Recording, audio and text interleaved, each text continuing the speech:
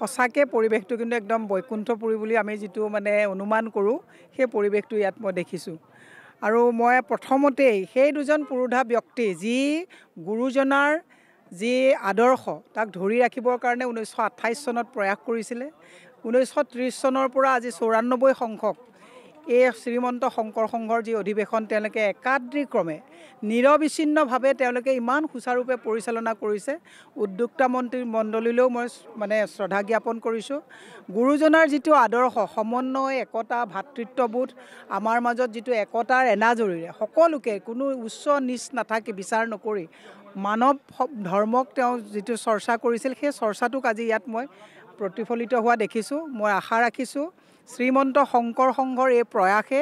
অসমত সকলো জাতি জনগোষ্ঠীক একতাৰ দোলেৰে যাতে ধৰি ৰাখি এই যিটো বৈষ্ণৱ গুৰুজনাৰ যিটো আদৰ্শ সেই আদৰ্শটো বিস্তাৰ কৰি গোটেই পৃথিৱীতে যাতে আমি এটা আদৰ্শ গুৰুজনাৰ আদৰ্শ বিস্তাৰ কৰিব পাৰোঁ তাৰে মই কামনা কৰিছোঁ মানে আজি এই অধিৱেশনৰ জৰিয়তে যুৱ প্ৰজন্মলৈও এটা বাৰ্তা যোৱাটো উচিত যে যুৱ প্ৰজন্মই গুৰুজনাৰ বিষয়ে পুংখানুপুংখভাৱে অধ্যয়ন কৰা আৰু চৰ্চা কৰাৰ এটা পৰিৱেশ আজি আছে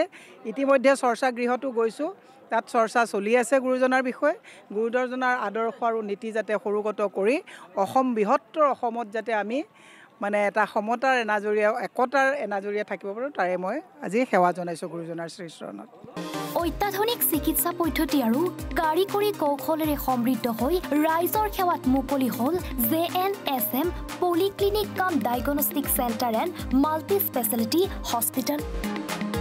পেৰামেডিকেল প্ৰশিক্ষণৰ ব্যৱস্থাও উপলব্ধ আমাৰ ঠিকনা ৱাৰ্ড নং 4 কৰিম চক মঙলদৈ দৰং অসম আমাৰ যোগাযোগৰ নম্বৰ 6001887100 অথবা 6003048093